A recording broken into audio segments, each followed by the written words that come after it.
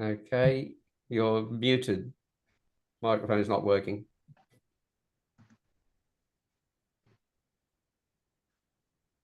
Yeah, let's try that.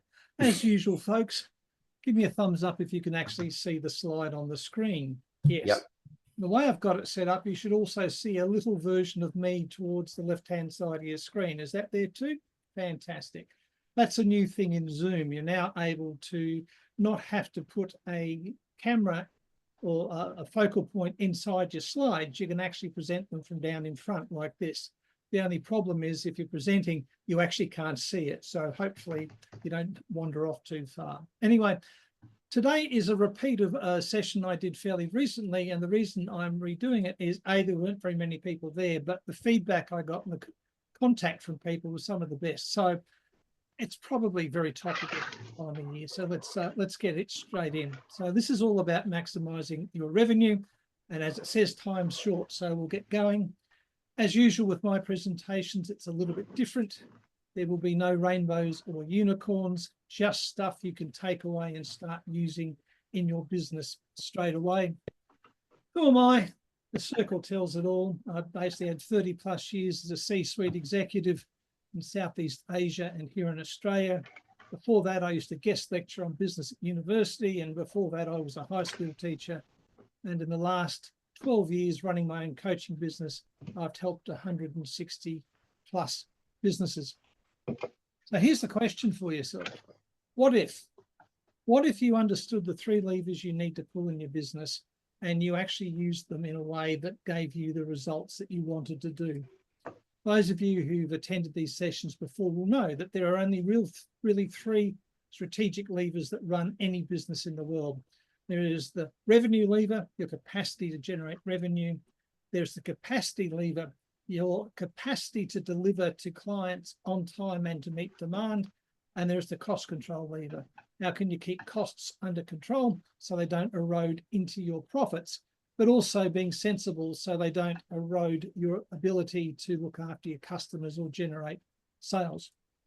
So before you can even start thinking about generating revenue, which is what today's about, there are some things you have to get in order first. One of those things is, well, the 3 things are, you've got to get the right product, the right service. I was talking with John and Faith before, and I was saying one of the things I see a lot of is people who've got a solution that's in search of a problem.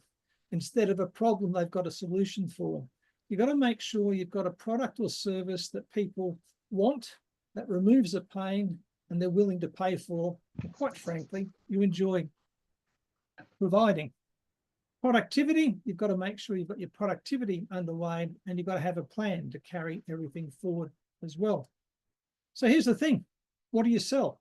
Do you sell wellness? Do you sell, I mean, the reason I got a surgeon up there is I've just had a hip replacement and they had me walking 3 hours after the surgery, and I'm 4 weeks after it now, and I haven't had any painkillers or used a crutch or a cane for probably 15, 16 days. So what's he selling? The ability for me to get back on the feet damn quick, which is good. You know, look at the tea bag thing. What are they selling there? A bit of elegance, a bit of clever design? Don't know. Key thing is identify a problem that your skills or experience will enable you to solve, and then check that it's something that people actually want solved.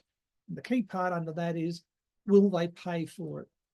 Here's some questions to ask about your product or service. What is the problem you solve? Who do you solve it for? Is it a solution in search of a problem, like I said, or is it something that people really will view as needed? Is it a fit to your market? There's no sense me going around talking about midlife mavericks over 40-year-old community if I'm talking to a room of 25-year-olds. It just doesn't make any sense. All right. Will people pay for it? How much will they pay for it? How often do they have to pay for it? Is the product or service you're providing, is it a once-a, you only provide it once, or is it something that people need to pay for on a set number of times, or it's a subscription that keeps going to people leave? You need to understand that. How do you deliver the solution? Is it online? Is it offline? Is it a hybrid, a mix of the two? Is it a physical product you mail to them? Is it something that you deliver to them and run them through how to use it? You've got to figure out what it is. The last one's something that's overlooked, but very important, is do you like solving this problem, right? There's 2 schools of thought, all right? times are tough. You know, we do what we want to do. We do what we do to earn revenue in order to provide our families or our loved ones with as good a lifestyle as we possibly can. That often means we do work we don't want to do. I know myself that some years ago, after I left Telstra, I started running a modular building company. The thing is, it was 3 hours drive away. So I'd spend 6 hours a day in the car, and I was working 80 hours a week running this thing. Why did I do it? Because it enabled me to look after my family. I mean, I only did it for 8 months, but it was a long 8 months, let me tell you. But if you like solving the problem, you're less likely to get fatigued. Market fit. Let's take a second and have a look at those 3 pictures. The first 2 have got obvious issues with them, right?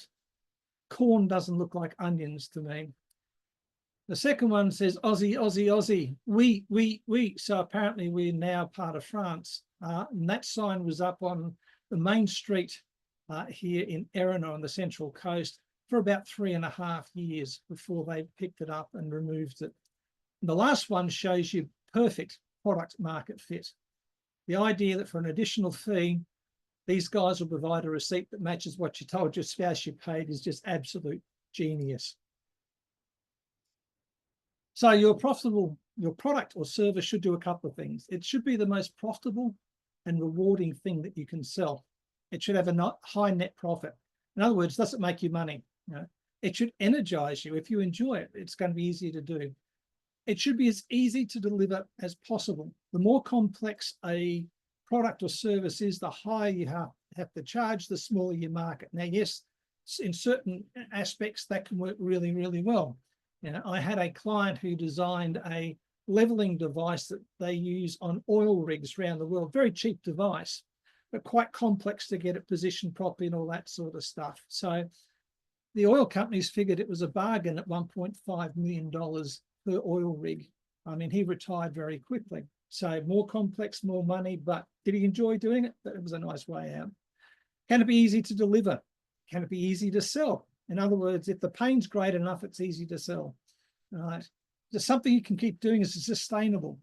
You know, you see all these people doing drop shipping and doing arts and crafts on Etsy and all that sort of stuff. And that's great short term. And if you're doing it just to inject some cash flow or to scratch an itch, that's great. But those things are really sustainable long term. So sustainability of what you're selling is important. And is it something that you can replicate? You know, is it something that someone else can do? Can they automate you? Can they chat GPT you out of existence? If it is, try and find something to make it unique. Key question: who's responsible for making the money? The unpalatable answer is you. You've got to make the money. No one else is going to do it, particularly the size businesses that are here today. Right? You've got to focus on your productivity. We're all familiar with the Pareto principle. 20% of your efforts gets you 80% of your rewards, et cetera, and it tends to hold true. But there's a number of things you can do.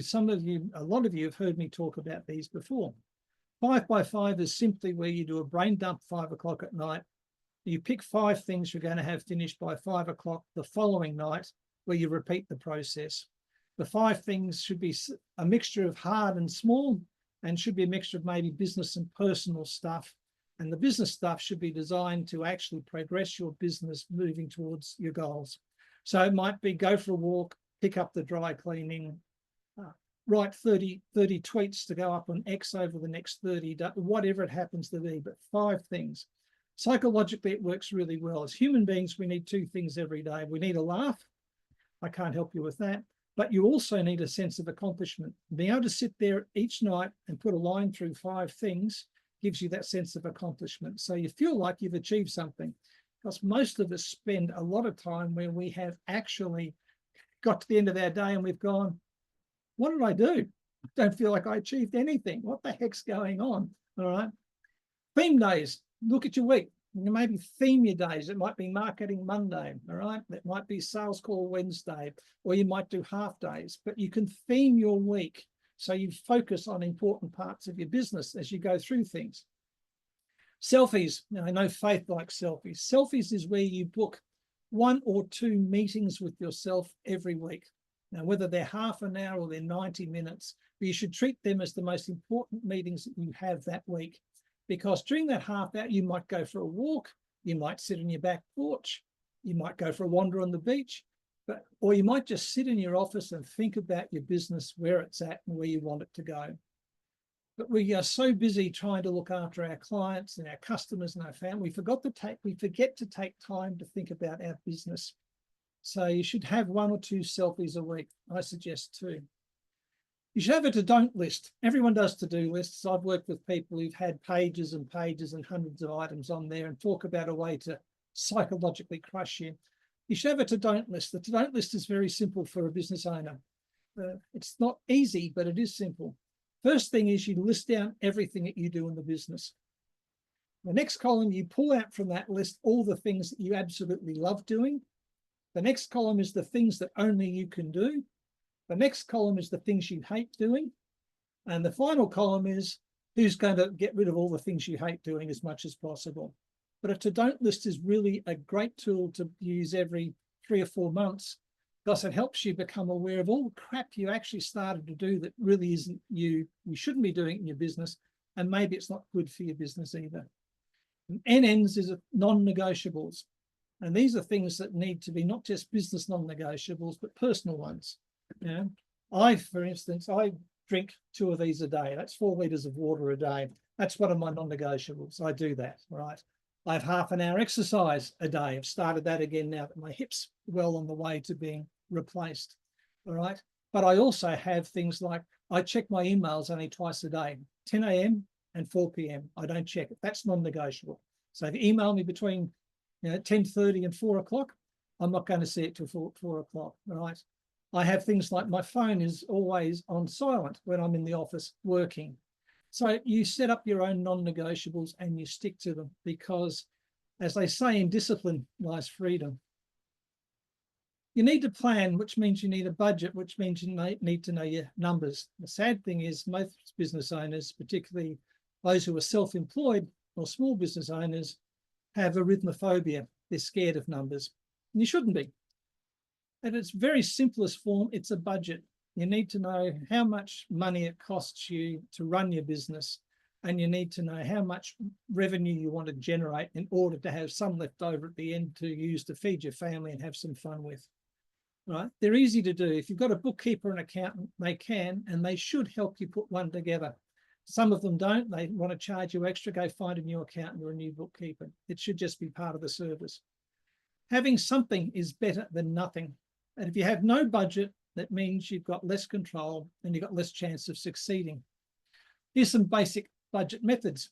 Inflation plus. If you were lucky enough to have a budget last year and you know inflation next year is going to run at 5%, you can literally go through line by line and increase everything by 5%, and then go back and have a look at your costs and go, well, that's not going to go up 5%, that might go up higher, but it gives you a good yardstick to use. You can percentage increase from last year, same sort of thing. You can just go through and say, I want to do 10% better this year or 50% better this year. So you look at your revenue and you increase that. You look, how am I going to increase my profit by 30%? How am I going to keep my costs contained to under 30%, etc. So you look at that. You can do the 10 for 12, which is my favorite. Most people say you want to do 120 grand a year to keep the arithmetic simple, right? Most people go 120 grand, that's 10 grand a month. And I go, no, that's wrong. It's actually 12 grand a month for 10 months. And whatever you get the last 2 months is your holiday fund or graving. Why? Here in Australia, we have a thing called the Melbourne Cup. So once that happens, business starts shutting down, and pretty much December, January, not a lot happens unless you're in retail or selling food. So people have really 10 months of the year to make their money, not 12. So if you budget that way, that means any promotions or extra work you do December, January is going to be extra money. It's gravy. So I always budget 10 for 12. You should know your ATV, which is your average transaction value. So that's like if I made 100 grand last month and I had 20 clients, then every client spent 5 grand. The average transaction value is 5 grand. Lifetime customer value. How long do people stay with me? My clients stay with me anywhere between 2 and 3 years. So if they're generating 5 grand a month, that's 60 grand a year. They stay with me 3 years. Each client's worth $180,000. You need to understand these things, because if you know someone's worth 5 grand a month to you, You might be happy to spend $500 on advertising in order to get a new client because it'll pay for itself. So these numbers are important when it comes to looking at promotion and marketing costs. And you need to know your product mix. If you sell more than one product, then you need to know which product you actually want to focus on selling, but also what other products you've got that are popular or you can use to ascend the value of transactions. But you need to understand your product mix. Very important. So if you know your numbers, well, guess what? Your overall decision-making ability improves enormously. You've got performance measures. You can quickly tell whether things are on track or not on track. You know what's working, what's not working, and you know it quicker. You can stop dollars going down the drain. I get really annoyed when I hear that business people meet with their accountant every 6 months or every 3 months. That's absolute BS. It should be a monthly meeting, or there's ways around that, which I'll talk about in the next slide. Right? The mark of a real business owner is they've got a budget and they look at it every single month, if not every single week. And one of their non-negotiables is cash in bank. Every day they check how much cash they've got in the bank and adjust the next day accordingly. Accountants are essentially historians. They're really good at telling you what happened. They're crap at telling you what's going on, and they're really lousy at telling you what's happening in the future. But a proactive accountant is going to do a couple of things for you. He's going to give you a profit and loss statement. So February's finished. By the end of the second week of March, you should have a profit and loss statement for your company, what happened in February. He should give you a monthly cash flow forecast the first week of every new month and a profit forecast for the first week of every month. And he should give you a deviation report or an exception report where he's gone through your P&L for the previous month and he highlights any item, profit, cost, or whatever, that is above or below by a percentage. I use 3% with my clients, but that helps me and my clients very quickly narrow in on things which are going off the rails. If we've got transport costs or mailing costs gone up by 7% above budget, it's highlighted, we know what it is. Doesn't mean we don't look through the P&L ourselves, but it just makes it quicker and easier to get things done. It does save you doing that line by line check, but you need to do it. So you want a proactive accountant. The best accountants are those who are actually call themselves a fractional chief financial officer, because that's the type of thinking you want to have. So the number one business lever, as I said, is revenue. All that was the stuff you've got to get ready ahead of time. Your product, your service, your market fit, your personal productivity, your plan, your budget, and getting a decent accountant or bookkeeper or system on board. Understand this, people don't buy their way into something, they buy their way out of something. There are two things which drive human behavior, the desire for pleasure or the desire to avoid pain. The desire to avoid pain is by far the strongest one. So people that tend to be trying to buy themselves, firstly, it's an emotional thing. Secondly, it's justified by logic. And thirdly, they're looking to get away from some pain. So if you're going to increase your revenue, here's some ways to do it. Firstly, you've got to focus on your business and say, I'm top line driven. By top line driven, that means I'm about generating revenue, right? I've got to increase your prices. A lot of my clients, nearly all my clients, 160 plus over the last 12 years, one of the first things I've done after I've done my initial analysis of their business is raise their prices anywhere between 10 and 50%. Understand this, people are scared about raising their prices, but if you raised your prices 10%, you would have to lose 25% of your existing customers before you're making less money. If your prices went up 10% in today's market, would you lose 25% of your customers? No. So you look at doing that. You can add products or you can expand your product range or your offering to people. All right. You could decrease the utility of products or services. Soap on Tap. Years and years ago, it was released, 30-something years ago. It was a fantastic success, but sales went like this after a while. They couldn't figure out why. It was such a good product that people weren't using it. It was lasting too long. So what did Johnson & Johnson do? They got the spout and they increased the size of the spout by 33%. Sales went back up again because people were using so much more of the product, not realizing just a simple tap. The other thing you do is like, Tim Tams used to be 12 in a packet. Now it's 10. And it's a special flavor. It's 8. That's same price. In fact, the prices have gone up. So you can look at your products. Is there a way you can decrease the utility of your product or service and still charge the same price for it, but it costs you less to provide it? You can upsell, you can downsell, you can cross-sell. You know, McDonald's, the old thing, made $1 billion a year from saying, would you like fries with your order? Strangely enough, they don't do that anymore. But nonetheless, that's a good example of a cross-sell. Now they upsell you. You sure you don't want the mega super duper size with 4 liters of Coke? They try and get you to do that sort of stuff. You can try and sell more to existing clients. You can go back to clients who've already bought from you. If they had a good experience, they'll be more predisposed to buy from you again.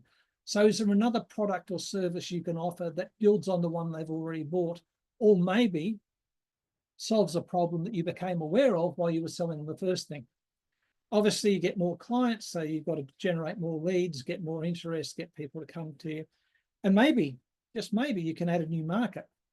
Often the best thing to do is to use other people's clients. So you do a joint promotion where you find someone who serves your clients but isn't a competitor because the service he provides is different from yours. So as a coach, that's something I'm on the look for, is people who've got the clients that I service but does not do the things I do. And that makes a great way to do cross promotion. I'll promote their service, they promote mine, and we pick people up that way. To become top line driven, this is what you need to do. You need to have a budget, not too hard, but not too easy. You don't want to make it a doddle to do. Know your average transaction value, your lifetime customer value. Keep your pipeline full. Don't do what I did. I had a great pipeline. I took my eye off it and suddenly I got no one in my pipeline anymore. I got to go out and start getting people back in there. Understand cash flow will always be king.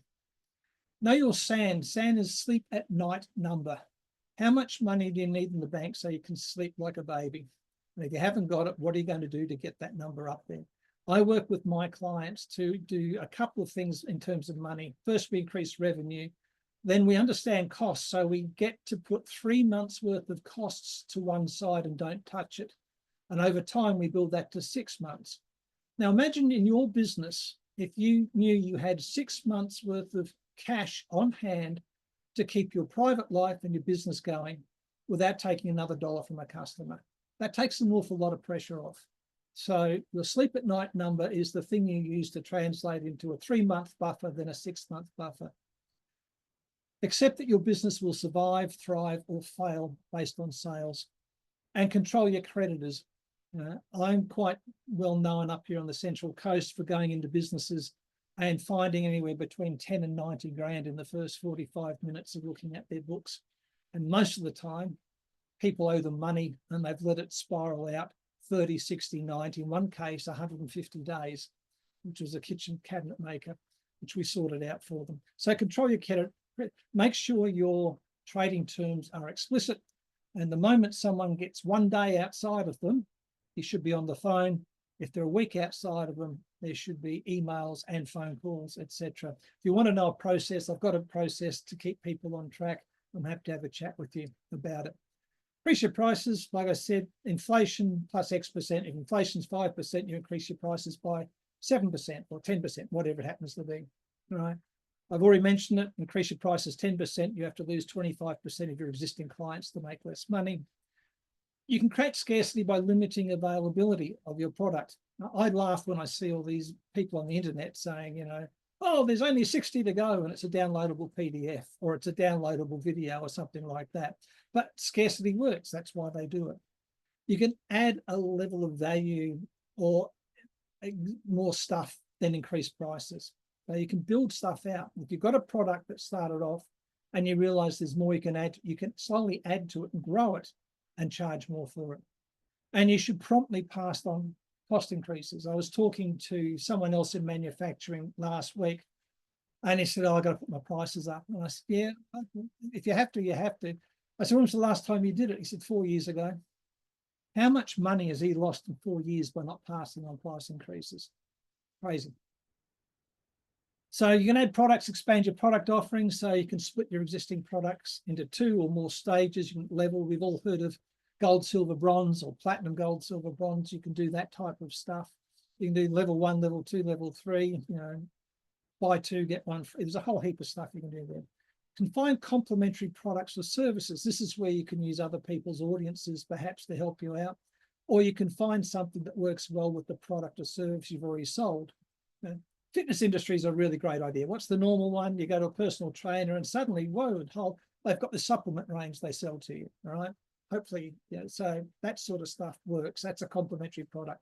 You can create new products and go back to people you've already worked with. You can find left field products or services, right? And by left field products, I mean things that actually didn't make sense, but on the whole, they took off, right? There is a company in the States that, I love this little timer clock, right? There's a company in the States that actually sells them to executives to their desk as a timer. And the company itself is actually an executive coaching company. So it's really not quite, but it works really well for them. Add more value. More value in my case is I might give you an extra call, I might give you a 2-hour strategy session, whatever it is, you can add value.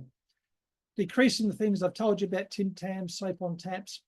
Space-saving spares is something I hate. I've got a Volvo down there, doesn't even have a spare tyre in it. It's got a puncture repair kit, which is great if the tyre isn't shredded, which is what happened to me late last year on the freeway. That was fun. Buy me a beer and I'll tell you the story sometime.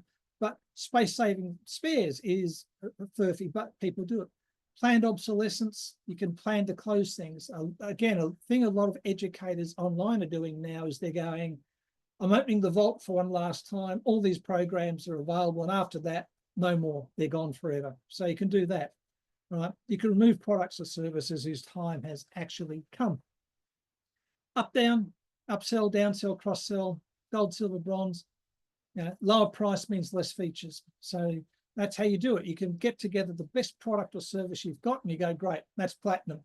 Now I'm going to sell gold level. What do I take out? I'm going to sell a silver level. What do I take out? I'm going to sell a bronze level. What do I take out? So you can do it that way and actually have 3 or 4 levels of product or service. Selling more, again, add more products, more services, or increase the value. Have client-only offers, all right?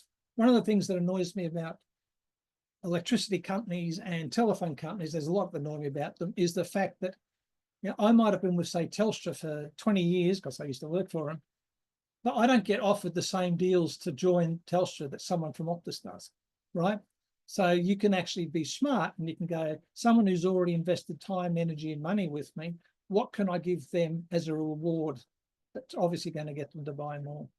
You can offer them training in specific things, you can add on products, and you can actually build a tribe or merchandise, right? I mean, as much as I loathe and detest him, make America great again, right? Look at the red caps everywhere, all right? The fact they're made in China doesn't enter into it for the people that wear them, but nonetheless, there's someone who took trying to become or succeeding becoming president, turned it into a whole movement, but he made a lot of money from just selling merchandise. And get more clients, well, have a clear value proposition, right? That means a unique selling proposition, what makes your product stand out from the rest. Or have a pod, a point of difference, all right? I'll help you lose 30 kilos in 6 months as opposed to 12 months like other personal trainers. That's a point of difference. There is a marketing theory called Blue Ocean strategy. Chan wrote about this at Harvard, probably nearly 20 years ago now. The idea is this: there is red ocean and there is blue ocean. Blue ocean is where you have so few competitors that you are basically totally unique and no one else goes with you. Red ocean is where it's like throwing chum off the back of a boat and the sharks are fighting over it. And that's normally people competing on price, which, as we all know, is a spiral and a race down to the bottom. So the idea is you want to be blue ocean. Now, outside of tech, that doesn't happen very often. So what I do with my clients is I try and move them to what I call light blue ocean, where they're differentiated from most of their competitors. They still have competitors, but they're a level above the vast majority and they're not competing on price and those sorts of things. You should market and promote more. Campfires and watering holes, 2 very, very important concepts. A watering hole is a place where people have to be. So think about that. That's work. That is Services New South Wales when they've got to get their motor vehicle registered or things like that. So where can you market to the places people have to be? Campfires are the places people choose to be. I had a bookkeeper as a client a couple of years ago. wasn't doing very well, but she wanted to specialise in tradies. So we found the particular pub here on the Central Coast. They had a lot of tradies, and Thursday afternoon, she would go and sit there. She had coasters made up, but she'd sit there and say to them, "Hi, I'm Kathy." You know, and they go, "What do you do?" She said, "Well, actually, I save marriages." And people go, "What do you mean?" She says, "Well, I'm a bookkeeper. So you're a trader, your wife does your books, you argue, you're in danger of getting divorced. I'll save your marriage because I'll do your books for you." And she picked up 40% of clients very, very quickly. Promote to new markets. Think of markets where you can apply your product or service. Do joint ventures or do networking. Try a new market, joint venture again. Find someone who has your clients but does not compete with you. Are there new ways you can use your thing? Are there new applications for it that can be done? Can you rebadge it, rebuild it, rename it, or version it?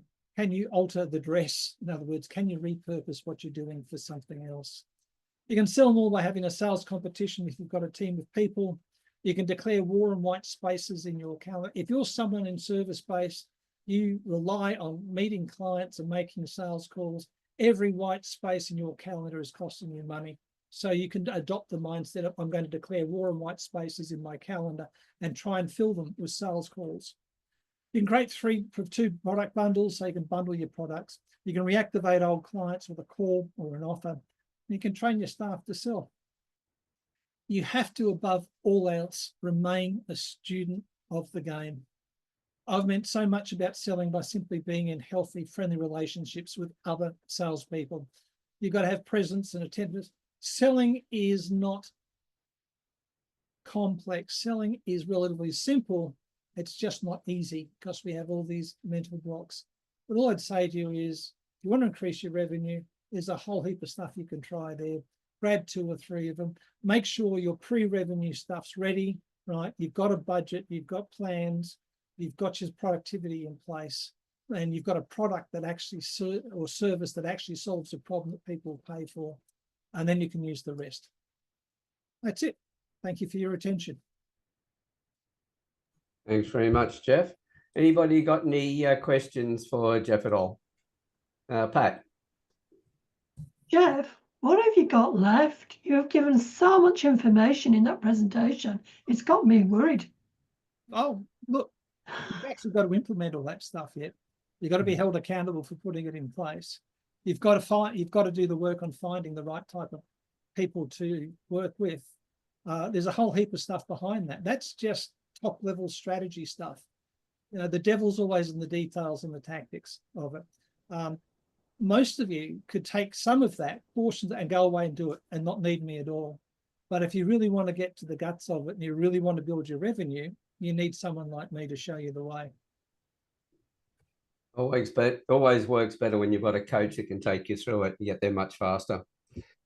Okay, so that's, sorry about this, but that to me, as you was going through that, Geoff, I was going, this is a book, this is a book. And as you were just saying that about need to go, come back to you. I've seen so many business books where they have done the top level and then gone, and if you want to know, come along to the blah, blah, blah, blah.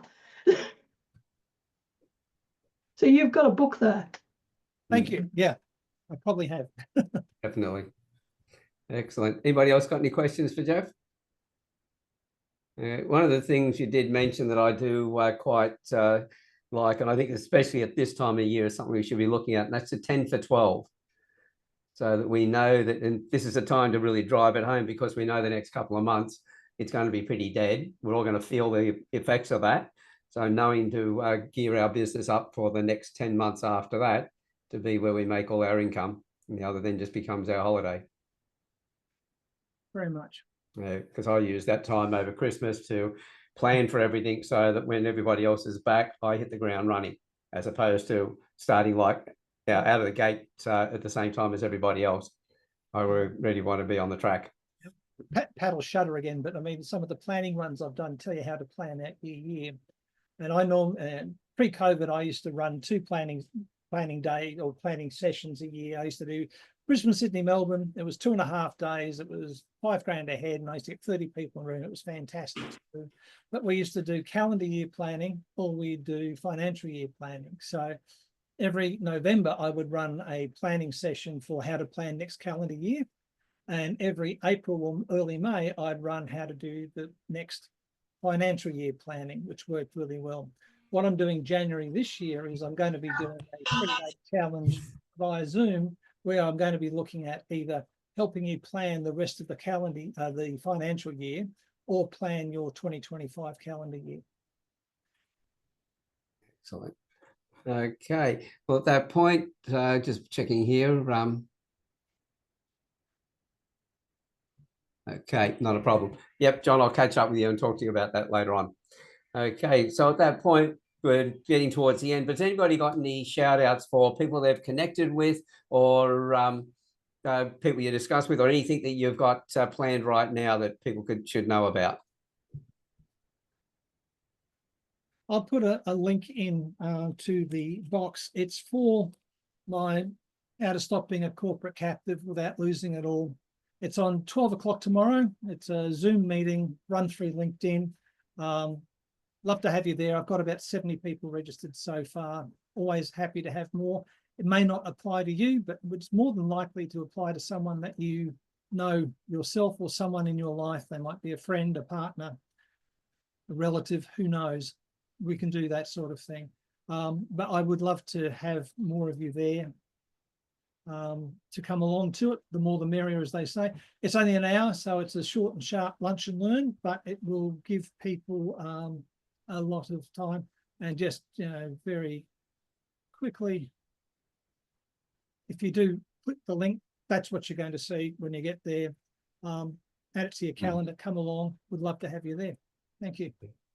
As we've already seen, and Geoff says it's only going to be a short time. We know it's going to have a lot of stuff packed into it, so have your pen and paper ready for it. Okay, well, with that, we're pretty much at the end of the day. Normally, if we had more time, we'd go into breakout rooms, but right now, I think it's probably a quick early mark for everybody. So does everybody make sure that you have saved the chat box, so you got everybody's details as well before you leave. Bye. Excellent. Bye. We'll see you all later on. Bye for now. Bye. See you, folks. Bye.